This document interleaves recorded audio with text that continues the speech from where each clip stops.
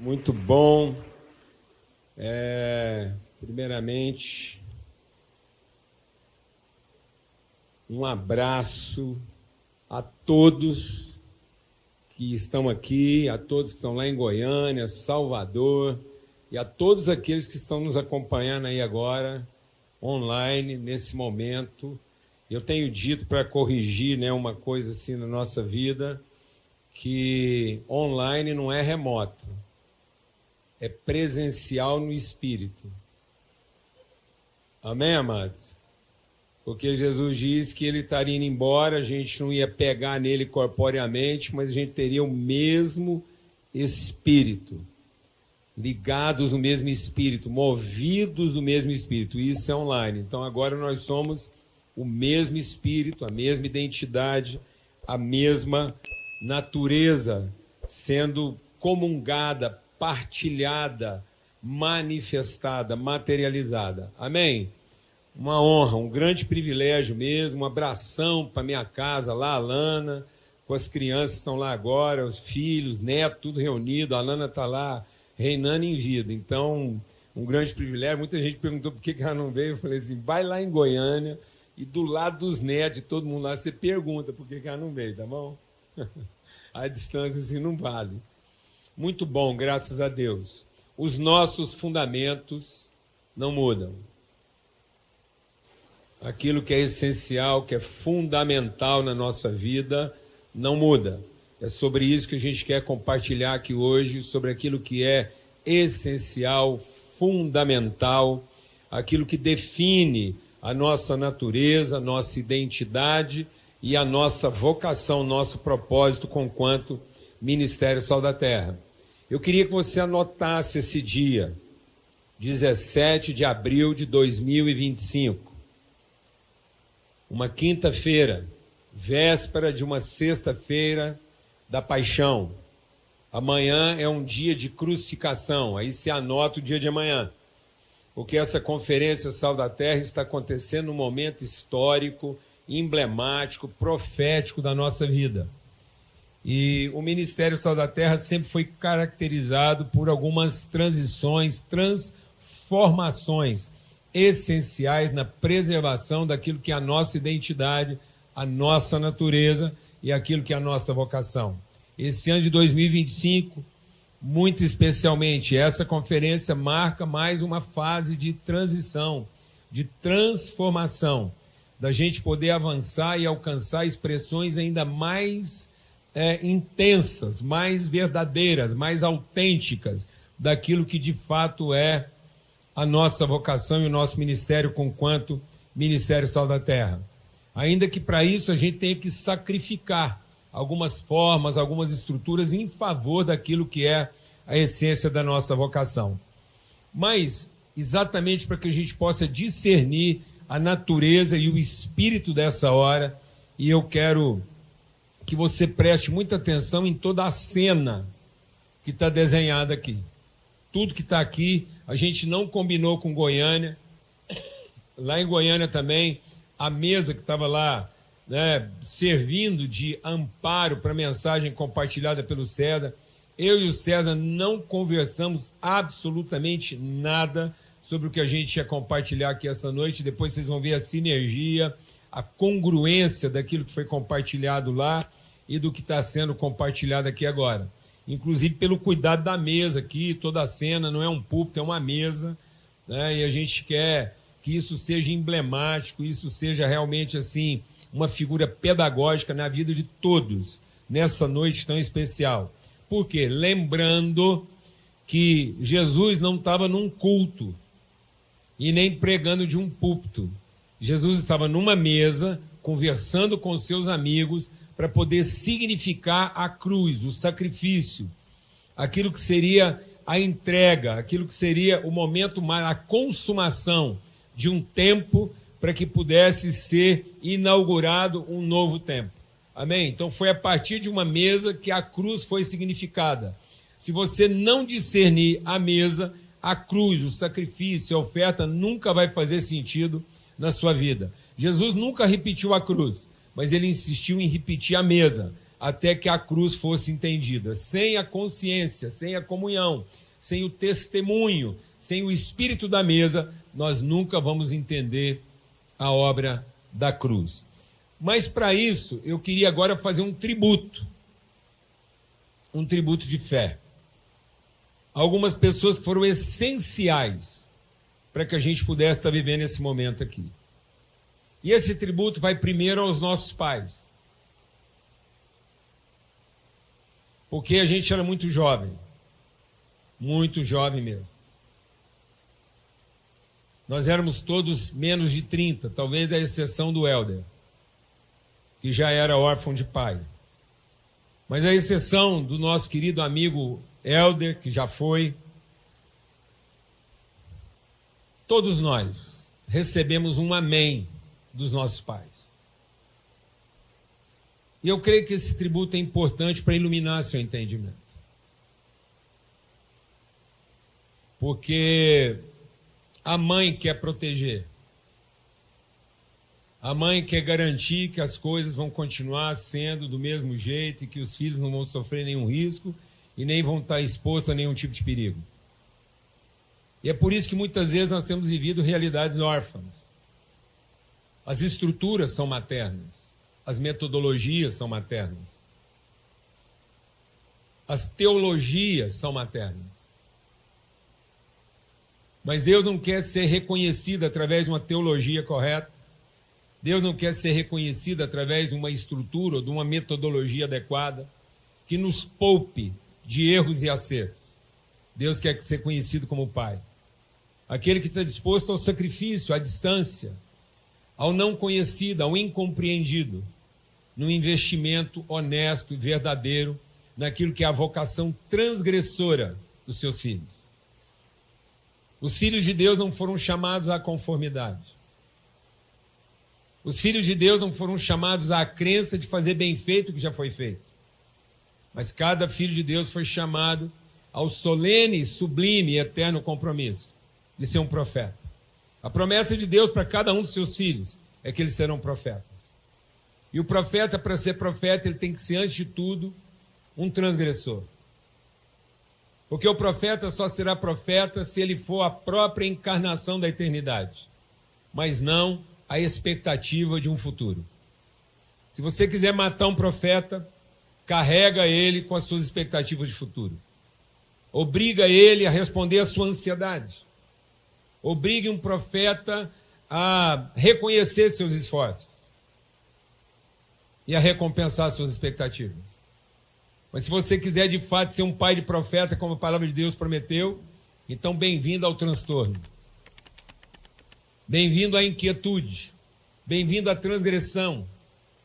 Bem-vindo a esse ambiente onde muitas vezes as coisas não vão continuar na forma como a gente gostaria, e em privilégio daqueles que virão depois de nós. Porque serão os mais novos a pegar na mão dos mais velhos e forçá-los a ir para um lugar para onde eles não querem. E essa é uma promessa de Deus, que os seus filhos serão profetas.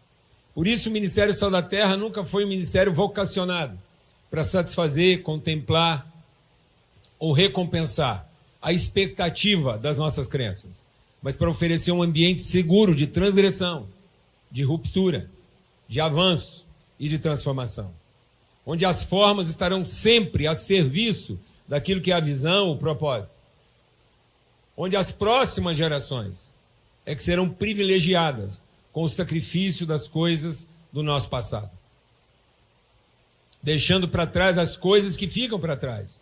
Nós avançamos para aquelas que não estão adiante de nós, como expectativa de futuro, mas que estão diante de nós, como perspectiva e referência de eterno. De modo que cada filho nosso é uma encarnação do eterno e tem que encontrar em nós ambiente seguro e não protetivo, para que ele possa cometer as transgressões próprias de quem tem compromisso com o eterno. Por isso eu quero honrar, nesse momento, fazer um tributo aos nossos pais, ao seu Paulinho, ao doutor Genésio, ao seu Aníbal, do posto Nota 10, ao seu Jair, ao seu Agenor, ao tio Olsen, ao seu Pirola e ao professor Carlos, nossos pais.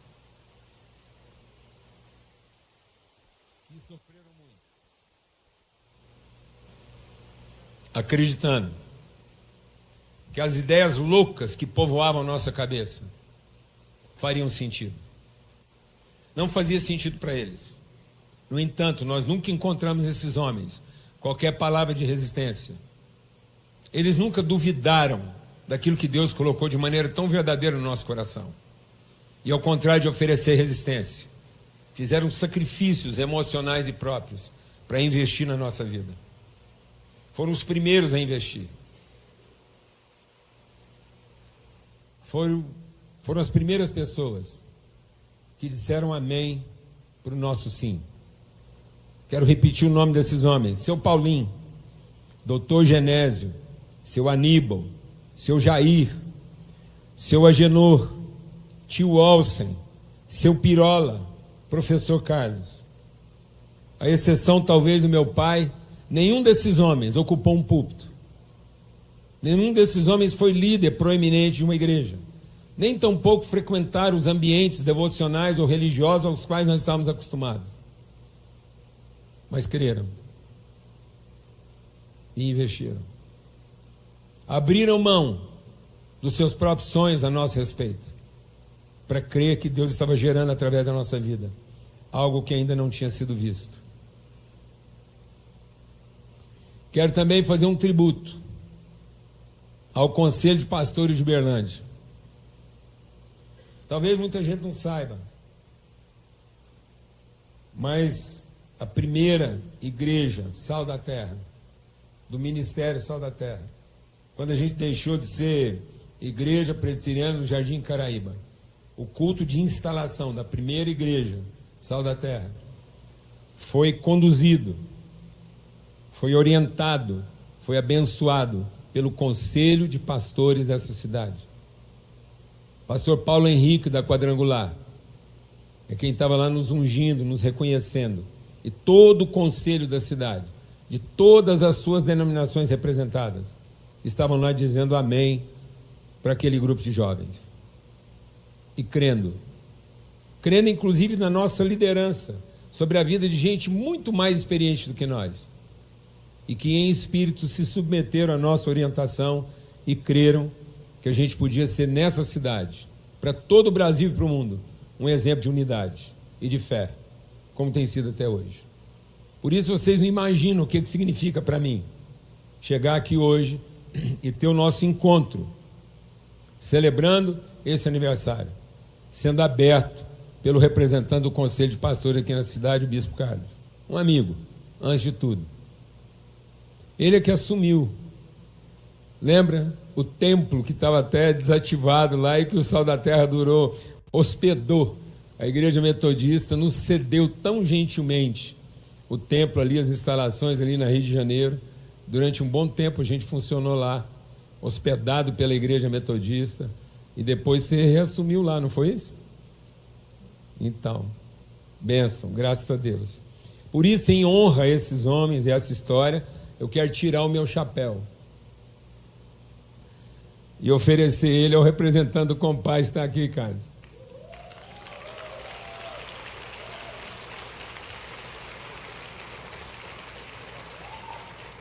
Não fica constrangido de fazer o ajuste, que eu sei que a minha cabeça é bem maior do que a sua. Aliás, esse era o meu problema na infância. Eu sei, mas era meu problema na infância, é bom você saber. Meu apelido lá nos primórdios era Cabeção.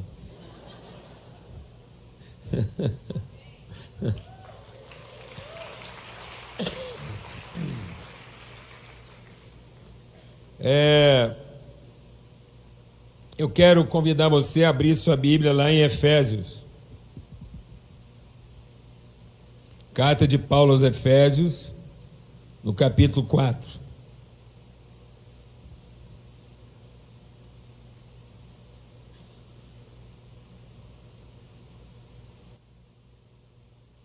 E quero, nesses próximos 20 minutos, trazer um testemunho. A gente já falou sobre esse texto várias vezes, mas como eu disse que hoje é uma noite histórica na nossa vida, eu quero,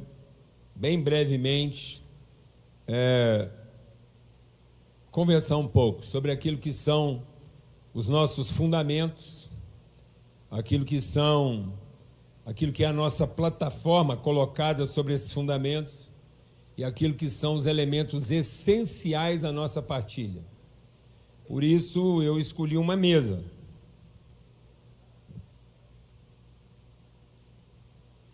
E essa mesa ela tem uma finalidade pedagógica, porque ela está representada por 3 fundamentos unidos entre si.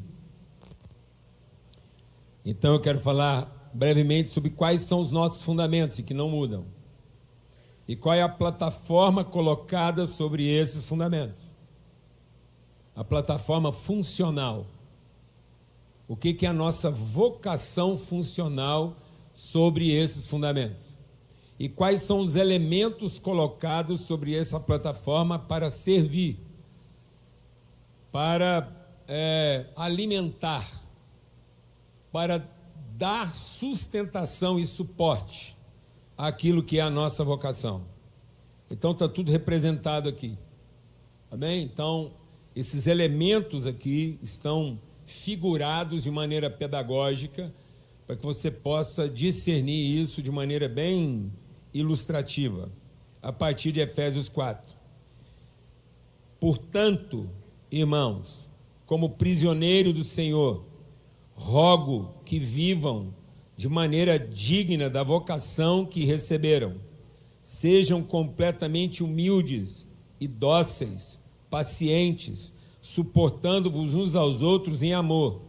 Façam todo esforço para conservar a unidade do Espírito pelo vínculo da paz, porque há um só corpo e um só Espírito, assim como a esperança para a qual vocês foram chamados é uma só, um só Senhor, uma só fé, um só batismo, um só Deus e Pai de todos, que é sobre todos, por meio de todos e em todos.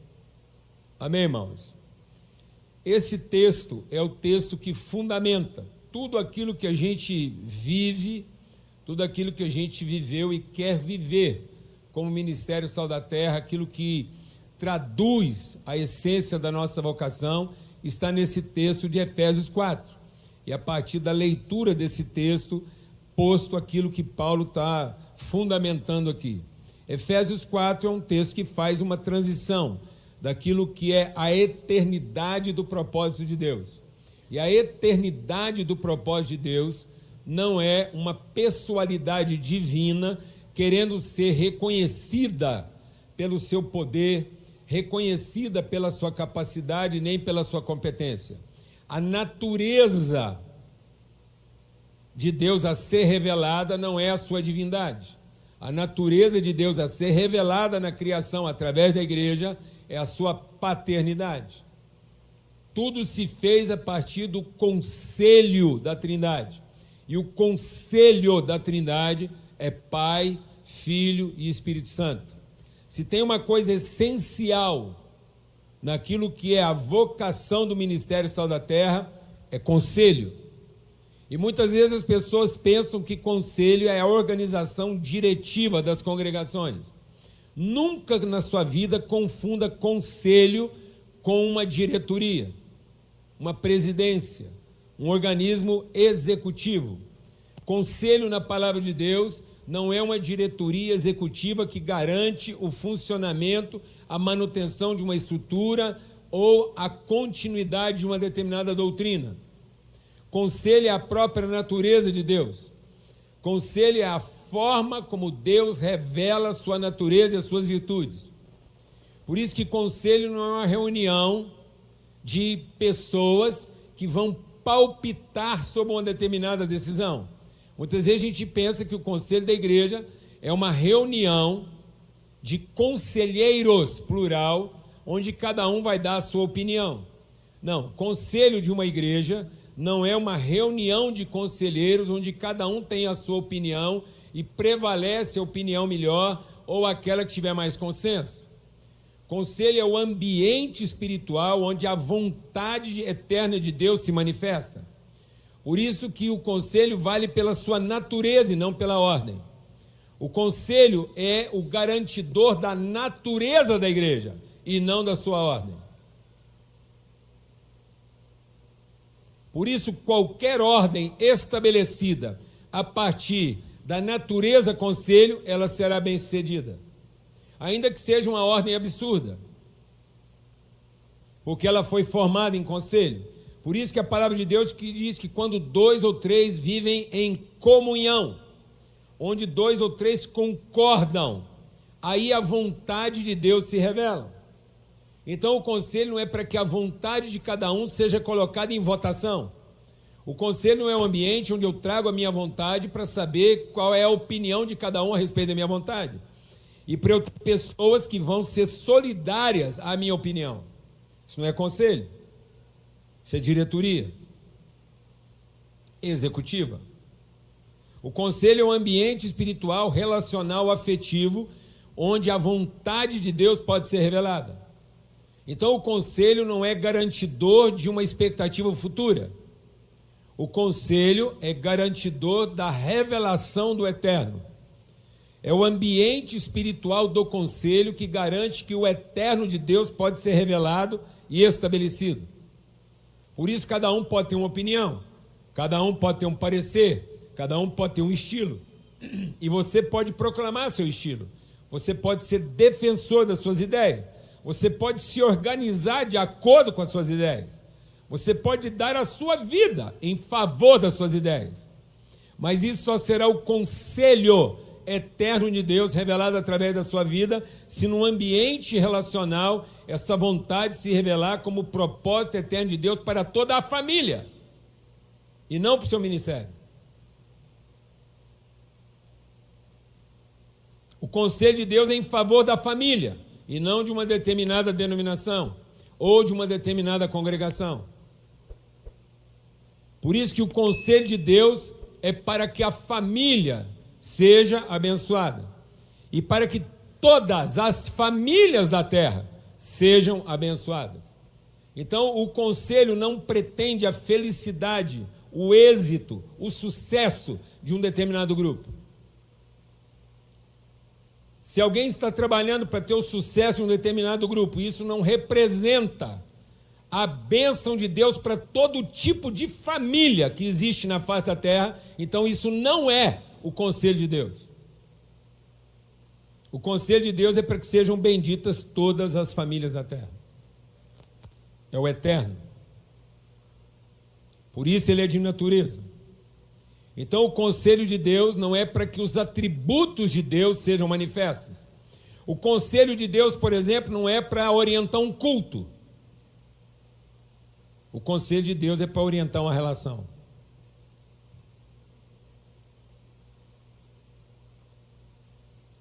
Não é para que um culto seja abençoado, mas é para que uma relação seja bendita. Porque Deus não vai abençoar a humanidade através de um culto bem feito. Deus vai abençoar todas as famílias da terra através de uma relação bendita que traduz o conselho de Deus para a sua família. O conselho de Deus é o pai sentado com seus filhos, movidos do mesmo espírito e em comunhão, cogitando coisas nobres a respeito de como a relação deles pode ser bênção para todo tipo de gente. Então, por isso, esse conselho é formado pelas virtudes: o amor do Pai, a graça do Filho e a comunhão do Espírito Santo. Cooperando juntas. Não há uma hierarquia. Não há uma hierarquia do amor sobre a graça. Não há uma hierarquia da graça sobre a comunhão. Não há uma prevalência. Eles trabalham em perfeita comunhão. Então só é conselho de Deus quando o amor, a graça e a comunhão estão garantidos.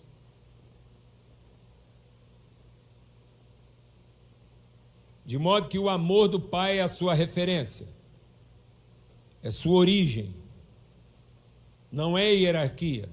O amor do Pai não é o presidente do conselho, é a sua essência. É de onde esse conselho foi formado. É um pai querendo ver seus filhos vivendo em comunhão. E a evidência dessa referência é a graça. De modo que só é conselho de Deus quando tudo que é feito em conselho é um sacrifício espontâneo, onde não há precificação. Qualquer tipo de precificação, de reconhecimento em conselho é anticristo.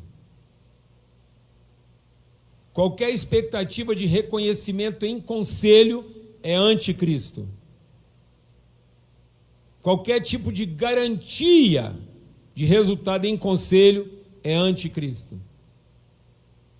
Porque só é conselho de Deus quando a essência de seu amor e a principal, a mais essencial evidência disso são ofertas espontâneas.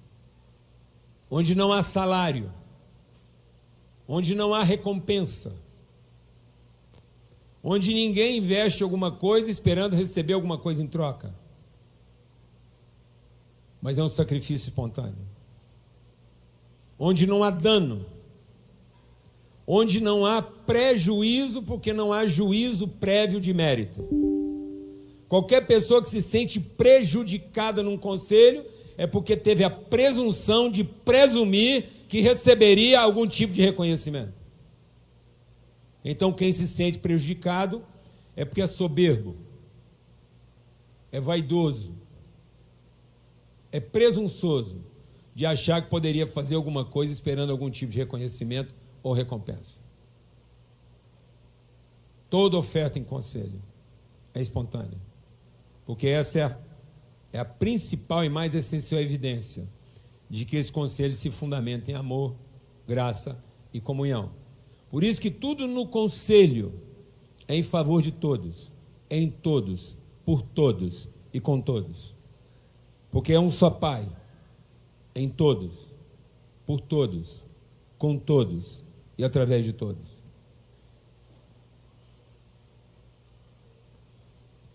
O conselho não exclui ninguém, mas pode ser que alguém queira se excluir.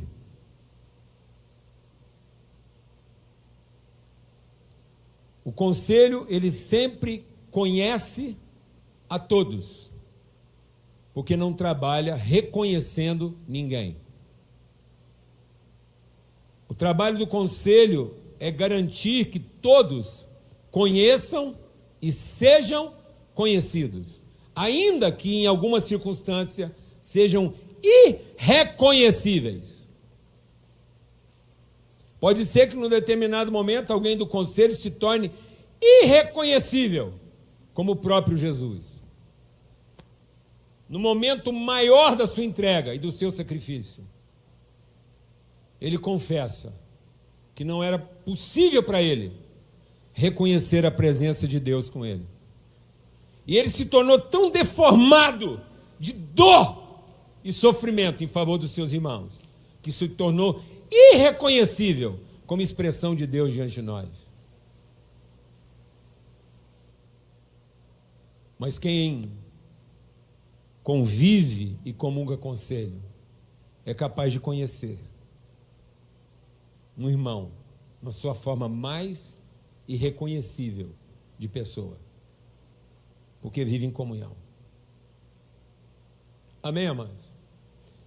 E sobre esse fundamento de virtudes, Deus colocou uma plataforma funcional. E essa plataforma funcional, como Paulo descreve aqui, ela tem 3 elementos amalgamados. Você não consegue separar uma coisa da outra. Por isso que é como se fosse uma plataforma colocada sobre os fundamentos. Os fundamentos são distintos em essência, evidência e consciência.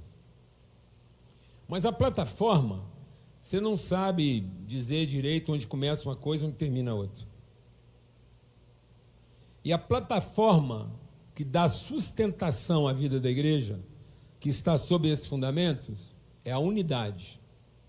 Por isso que, como igreja, nós não temos outro esforço. Nós não temos que nos esforçar pelo futuro da igreja. Se você, como homem, mulher de Deus, está preocupado com o futuro do seu ministério, então porque ele não está fundamentado nas virtudes de Deus, mas sim nas suas competências. Qualquer tipo de preocupação com o futuro do seu ministério é incredulidade e, portanto, soberba. Porque a igreja não depende um segundo sequer das nossas competências, nem dos nossos acertos, muito menos das nossas estratégias. A igreja depende exclusivamente da fidelidade de Deus. A palavra que Ele mesmo empenhou conosco. E ainda que sejamos infiéis, Ele permanece fiel. E a igreja depende da bondade e da misericórdia de Deus. A misericórdia que faz com que a gente não seja destruído pelo nosso próprio pecado. E a bondade que acrescenta a nós muito além daquilo que a gente seria capaz de pedir ou de pensar. Então não há nada que você possa pensar de bom para a sua igreja que seja mais do que a bondade de Deus já pensou. Não há nada que você possa sofrer no seu ministério que a misericórdia de Deus não seja capaz de sustentar. E não há nada que vai mudar a palavra que Deus empenhou com a igreja e vai fazer com que ela termine seus dias gloriosa, como noiva de Cristo. Amém, meus irmãos? Por isso, o nosso esforço não tem que ser em saber se a igreja vai funcionar, qual a estrutura que nós vamos definir, qual a metodologia que nós vamos adotar. Por isso, se a gente tiver que empenhar algum esforço na vida da igreja, é pela preservação da unidade.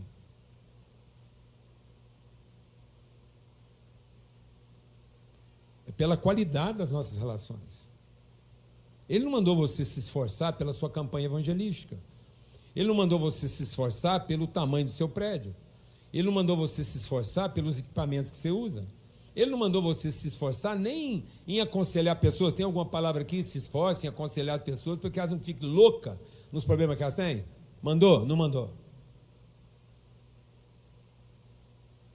Mandou você se esforçar criando ministério para a sua igreja para funcionar? Mandou você se esforçar criando ministério infantil? Não. Mandou você se esforçar criando ministério de casais? Também não. Mandou nós nos esforçarmos para quê? Preservar a unidade do Espírito pelo vínculo da paz. E a paz não é uma coisa que depende dos outros. Paz não é tranquilidade a partir do momento que eu só trabalho com gente que faz do jeitinho que eu gosto. Paz é aquilo que mantém minha integridade espiritual e emocional num ambiente onde todo mundo insiste em fazer do jeitinho que eu não gosto. Mas que não depender de mim, eu tenho paz com todos os irmãos. Em mansidão e dócil, paciente, longânimo. Esse é o nosso esforço. Que a paz de Cristo guarde as nossas mentes e os nossos corações. E só tem um jeito de você manter seu coração em paz com todo tipo de gente. É tudo que é bom, tudo que é perfeito, tudo que é justo. Se algum louvor existe, se alguma virtude há, seja isso que ocupe o seu coração. De modo que se você ficar se ocupando das suas lembranças, você está perdido. Porque as suas lembranças sempre estarão associadas a um deu certo ou um deu errado. Suas lembranças serão sempre baseadas num pode funcionar como pode não funcionar.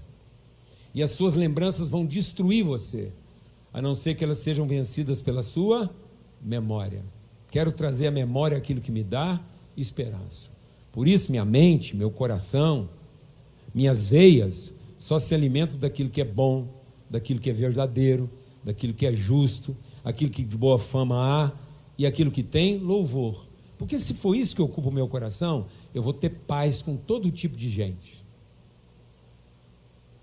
E o meu esforço vai ser na preservação do quê? Da unidade. É preservação. Isso significa que a unidade já é, não será. Eu não estou me esforçando por uma coisa que talvez seja, que bom que fosse, quem sabe será. eu vou me esforçar por uma coisa que já é. Porque é um só Pai, uma só fé, um só batismo. Não foi o batismo com água, muita, pouca, mergulhando em cima da cabeça, derramado, não interessa. Não interessa nem se a água é pura. Mas é o batismo pelo sangue derramado pelo Cordeiro, nos purificando de todo pecado. É o batismo do Espírito Santo que testifica no nosso espírito e no espírito de cada um que somos filhos de Deus e não membros de uma congregação que me batizou daquela ou dessa forma. Preservação da unidade. A outra coisa que faz parte dessa plataforma funcional é uma liderança jovem, oferecendo condições e ambiente, como diz aqui em Efésios 4, para que todos possam crescer em maturidade, assumindo suas responsabilidades. Isso significa o quê? Que ele fala aqui, preservando, se esforçando pela manutenção da unidade e suportando uns aos outros em amor. O que quer dizer isso? Quer dizer que o que está na minha vida é a riqueza que alimenta a pobreza do outro. De modo que nós não vamos formar um corpo a partir das competências, como quem merece receber do outro o seu melhor. Não, nós vamos formar um corpo, família, em que aqueles que têm mais vivência, experiência, emprestam para os mais novos as condições para que eles, com ousadia e intrepidez, assumam suas responsabilidades, mas não tenham que se esforçar em competências, garantindo para nós que agora estão aptos a assumir algum tipo de obrigação. Porque quem finalmente assume uma posição de liderança, porque satisfez nossas expectativas de competência, ele nunca vai assumir responsabilidade, ele vai assumir direito.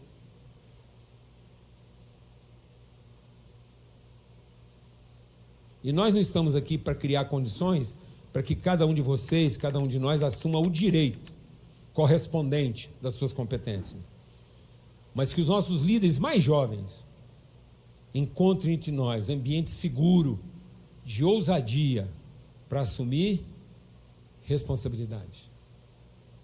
Por isso, na plataforma desse ministério, unidade e liderança jovem, o mais cedo possível, muito antes deles terem qualquer tipo de competência, muito antes deles serem capazes de alguma coisa, movidos exclusivamente pela certeza de que eles têm junto deles pessoas que vão fazer de tudo para entregar para eles as condições, inclusive para que eles possam cometer seus erros com segurança. E por fim, nessa plataforma funcional, a cidade é a nossa responsabilidade. É para que a gente possa viver isso em amor, em oferta, assumindo o verdadeiro sacerdócio da igreja, que são as pessoas, e não os nossos ritos. A vocação da igreja não é garantir o direito dos seus ritos. A vocação da igreja não é garantir que ela vai ter ambiente para fazer o culto que ela gosta, nem cantar as músicas que ela quer, nem se reunir no lugar que ela pode. A vocação da igreja é garantir que a cidade onde ela vive se torne um lugar habitável e justo para todos, fazendo parte ou não do nosso rito ou da nossa liturgia. Essa é a nossa vocação. Esse é o nosso fundamento. Amor, graça, comunhão, unidade, responsabilidade e serviço. Trabalho. Não trabalho exaustivo de liturgia boa para crente ruim, porque só crente muito ruim sobrevive à custa de liturgia muito boa. Porque quanto mais maduro o crente, mais livre ele fica da liturgia para poder fazer aquilo que de fato é a prioridade da sua vocação, cuidar das pessoas, e não de garantir para ele o ambiente que ele gosta. E por fim, sobre essa plataforma, aqui estão os fundamentos, aqui está a plataforma funcional, E sobre essa plataforma, Deus serve a mesa. E nessa mesa ele coloca pão, vinho e azeite. Esses são os elementos essenciais do nosso ministério. O Ministério Sal da Terra foi levantado nunca para ser uma denominação. O Ministério Sal da Terra não é uma denominação. Não é uma estrutura denominacional. O Ministério Sal da Terra é uma federação de igrejas aliançadas espontaneamente, sem nenhum vínculo de obrigação, nenhum vínculo sequer doutrinário, litúrgico, metodológico ou estrutural. Nós não nos aliançamos em torno de uma doutrina, de uma liturgia, de uma metodologia ou de uma estrutura. Mas o Ministério Sal da Terra foi levantado para ser um movimento de igrejas vivendo em comunhão, e em comunhão cooperando umas com as outras, para que cada um encontre no seu lugar, na sua vocação e na sua característica, as condições de cumprir o seu propósito, nas mais variadas formas possíveis e imagináveis, sem nenhuma obrigação de adotar ou de aplicar uma ou outra metodologia específica. Por isso, os elementos essenciais dessa relação é pão, vinho e azeite. Por que pão? Porque é uma relação alimentada de sacrifício, renúncia de controle. O trigo tem que ser moído. O trigo tem que ser moído. Não há controle. As formas, as estruturas estão a serviço da pessoa, e não a pessoa a serviço da estrutura. É no sacrifício do nosso controle que nós encontramos força. Não é reforçando o controle. Não é reforçando estrutura que nós vamos encontrar força, mas é sacrificando todo tipo de controle e qualquer forma estrutural em favor da pessoa, para que isso aqui não seja um celeiro de trigo, mas que seja uma mesa de pão. Outro elemento essencial dessa mesa é o vinho. Isso quer dizer que uma característica essencial desse ministério, além do sacrifício, é a alegria. A alegria. A alegria de transformar toda humilhação, toda injustiça em gratidão. Por isso que toda vez que você se sentir injustiçado, toda vez que você se sentir preterido, toda vez que você achar que alguma coisa não merecida está acontecendo com você, alegre-se. Porque esse é o seu privilégio de ser semelhante a Cristo. Que quando humilhado, entregou vinho e não vinagre. O vinagre é feito da mesma substância que o vinho é feito. No entanto, ele é azedo, ele é astringente, ele é estéril. Ele não relaxa. Ele cerra os dentes. Ele embrutece e mata. Por isso, se você, ao ser humilhado, constrangido, privado de alguma coisa, se enrijecer, se defender, deixar brotar alguma raiz de amargura, o seu ministério se tornará estéril e esterilizador. Se tornará uma marca de constrangimento e não um lugar de alegria na vida das pessoas. Por isso é elemento essencial desse ministério. Que as nossas humilhações sejam traduzidas em alegria e gratidão.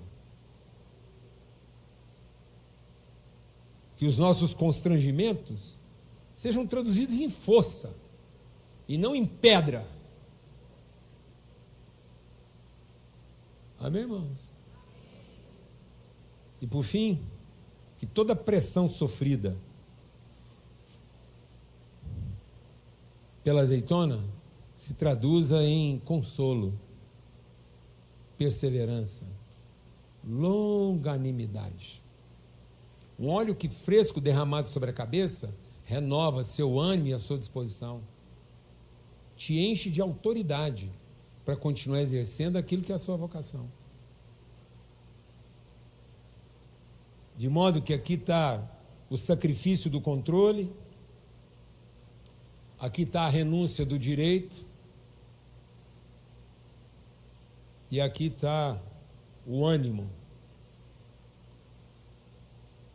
vivido sob muita pressão. Bem-vindo a esse lugar onde seu direito vai ser moído, sua vida vai ser humilhada, e você vai terminar seus dias, se Deus quiser, debaixo de muita pressão. Mas se Deus quiser também, o povo vai comer o melhor pão, beber o melhor vinho e ser ungido pelo melhor azeite. Essa é a nossa vocação. Amém? Em nome de Cristo Jesus, o Senhor, queria convidar você a ficar de pé.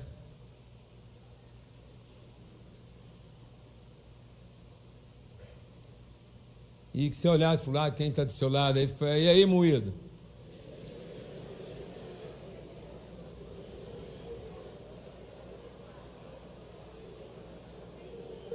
E aí, moído? E aí, humilhado? E aí, prensado? Dá para comer bom pão daí, moído? Dá para beber bom vinho daí, humilhado? Dá para receber unção de autoridade daí, prensado? E sabe qual é o mais maravilhoso disso? A transformação. Não é a conformidade. Para que haja pão, para que haja vinho, para que haja azeite, nós vamos ter que continuar fazendo o sacrifício espontâneo, voluntário, daquilo que às vezes é tão precioso para nós, nossas formas, nossas conformidades.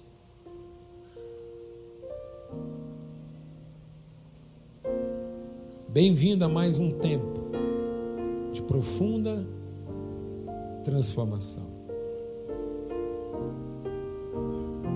Bem-vindo a mais um tempo em que muitas coisas vão ficar para trás, para que a gente continue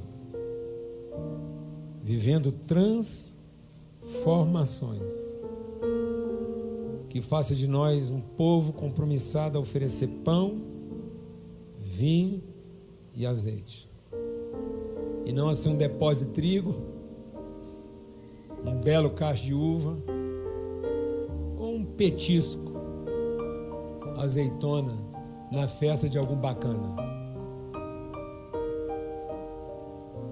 Amém? Que o trigo não seja para enfeitar, a uva não seja para adoçar, e nem a azeitona para celebrar nossas conquistas, mas que o pão, o vinho e o azeite seja para traduzir a mais sublime e generosa essência da nossa vocação. Que a gente continue querendo ser, antes de qualquer outra coisa, um povo generoso, um povo livre,